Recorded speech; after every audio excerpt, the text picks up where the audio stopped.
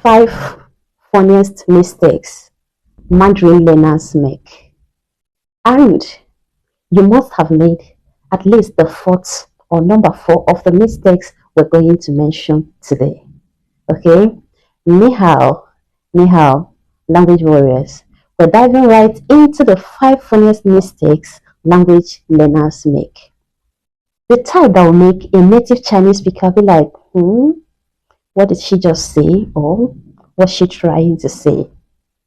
Have you ever seen yourself saying, I am a hot person, when you only wanted to say, I feel hot? If this is the kind of mistake you make, then come close. This video is definitely for you. Let's identify these mistakes together and equally fix them together. You're welcome to my channel. This is IT Languages. If this is your first time here, we teach foreign languages here. And if this kind of thing appeals to you, then don't waste any time to subscribe, because this will help you get notified when a new video is posted. Okay, so the first mistake in my list is what I identify as the mystery of tones. Tones. So we all know that Mandarin Chinese language has 4 tones. 4 tones. These tones, we have the first one as flat tone, the second one as rising tone, the third one as whole tone, and the fourth one as descending tone. Okay, so for the sake of this video and making it as simple as possible, I'm going to use the word MA to make examples or to explain this video in the simplest way that will help you understand tones and their usage. Okay, MA. When we place the first tone on MA, on A precisely, it becomes ma, because the flat tone is pronounced me, me, me. So whenever you see flat tone on a word, a vowel, an alphabet, pronounce it me. So when we place flat tone, the first tone on A, it becomes ma, and that gives the MA a beautiful meaning. Ma in Mandarin Chinese language simply means mother, mom. The same MA now, place the second tone, the tone, the rising tone. Place the rising tone on the same A, MA. Place the rising tone on the same A. It becomes ma, ma, and ma means something totally different. It means hemp or fiber. The same MA now, place the third tone on it. Remember, third tone is pronounced So when you place the third tone on your A once again, it becomes ma, ma, ma, and ma simply means a horse, a horse. Okay, the same MA this time, place your descending tone on it. It becomes ma, ma, and ma simply means to abuse someone, to scold someone, or even to curse someone. So you notice that the use of these tones can make or mar your sentences in Chinese language. But when you misplace the pronunciation of a word, it totally means something else altogether. Let's take, for example, you pick up your phone, you want to call your mom. And after the call, you want to say, I love you, mom. And you want to say it in Chinese.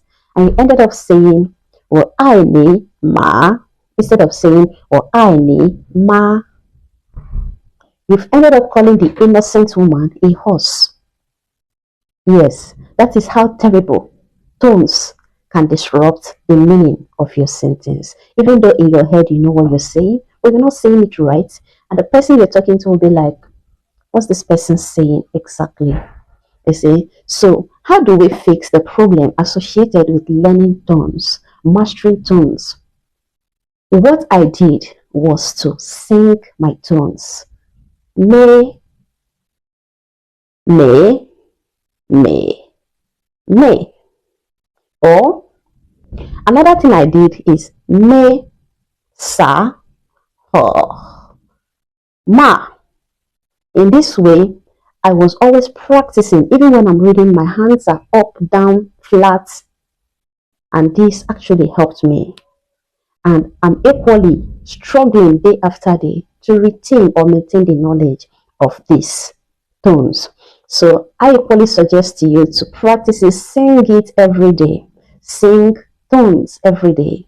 The first tone is me or ma. The second tone is ma. The fourth is ma. And then the third, the fourth, ma. First, ma. Second, ma. Third, ma. And the fourth, ma. In this way, the more you practice, the more you assimilate and the more you retain. Okay, so I encourage you, do not give up. You will definitely master the tones.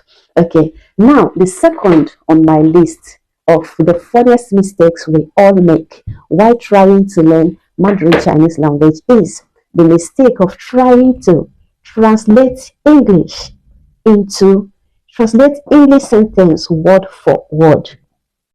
We already know our Chinese words. We know how to say this, that in Chinese. But bringing it together, we want to translate the English sentence into Chinese. It often results in disaster. Let's take, for example, now, you want to see, I am hungry. I am hungry. That is simple English sentence. And you want to translate it into Chinese. And you ended up saying something like, 我是饿的. 我是饿的. That's totally nonsense. Totally. It makes no meaning entirely. Let's see. A native Chinese speaker or even an advanced speaker of Chinese will simply say, 我饿了. 我饿了. So what do? Learn how each sentence is said in Chinese.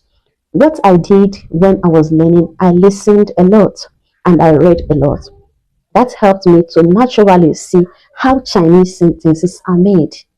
Instead of trying to translate English to Chinese, it doesn't work at all. It doesn't work at all. It gets you confused. But I know what I'm saying. But this is this in Chinese. Why am I not making sense? Why do they not understand me? We all made those mistakes.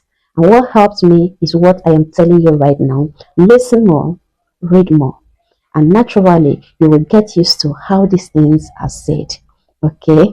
So, the third very funny mistake many of us made, are still making, is confusing la and go to indicate our past actions and experiences. Okay? Now, think of la as mission accomplished, something you plan to do and you have done it. And think of go as experience you had in the past. Okay? Now let's take, for example, you want to say, I have eaten. What will you say? It is a mission accomplished. So you use la, wo, shi, la. Perfect. Simple. Correct.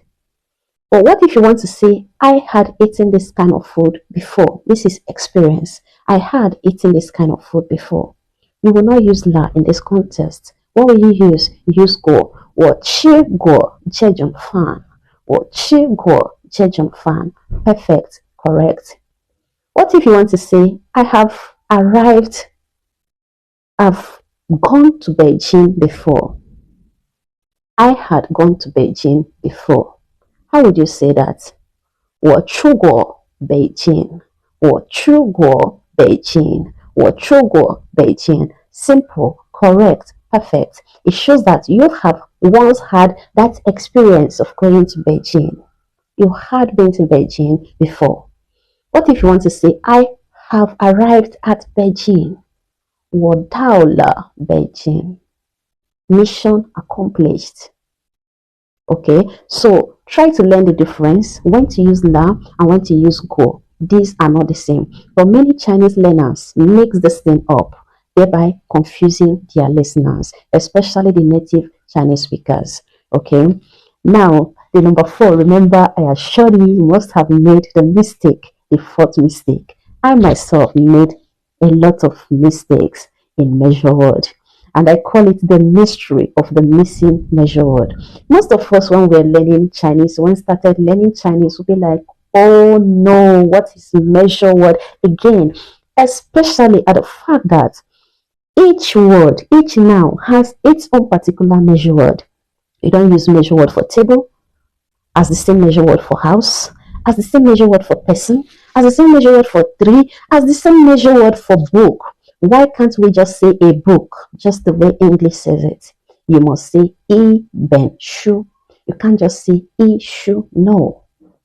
Why can't you use the same measure word for snake as the same measure word for table? E tiao shu for snake. Why? So just understand that there is always a measure word. And with that measure word, your sentences sound so naked. They sound so meaningless. So get used to it, get to work, learn them. As many as they are learnable, they are doable. Okay? Learn how to use 一条蛇,一张桌子,一座山,一座房子. All these measure words. 一个镜子,一部手机,一瓶水. Learn all your measure word. They are all there. You can learn it. Most of us learned them and they are quite doable. And then the last for today is the mistake number 5, word order. Word order. So this is very crazy. Many of us suffered because of word order. You know your words, you know their meaning, you know how to say things, but you can't bring them together. And when you try to do that, it ends up not making any sense. Word order has been a problem to many Mandarin Chinese learners, but they are quite doable, and you yourself can do it.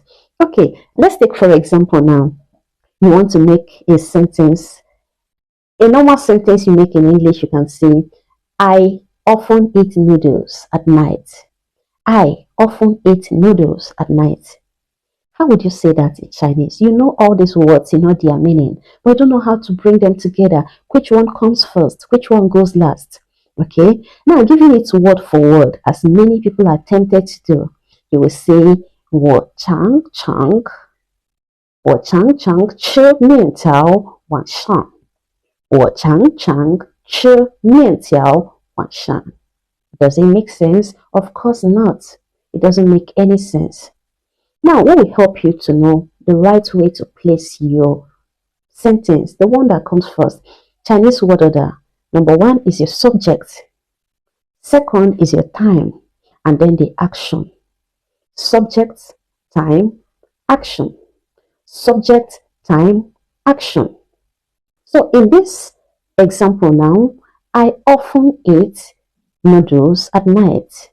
我晚上常常吃面条。我晚上常常吃面条. Excellent, perfect, correct. Okay, so when you know your word order, have it in your head. Your subject comes first. Who does the action in the sentence? That's number 1 thing that should come first. Number 2, when was the action done? That's number 2 that comes out. And then the action itself comes last. And that is the perfect word order. So master all of this and make sure your Chinese keeps getting better. Chinese is actually a very sweet language and very simple to learn too. You can learn it. Most people learn it, and you can learn it and do well. So for you to learn the Chinese Mandarin language and French and Spanish, stay glued to this channel. Subscribe, like our video. You can as well share the video to some other people who you feel will be interested in content like this. Remember, this is IT Languages, where we teach multiple foreign languages. Please do not forget to subscribe, like, and share our video. Thank you for watching, and see you soon in another video.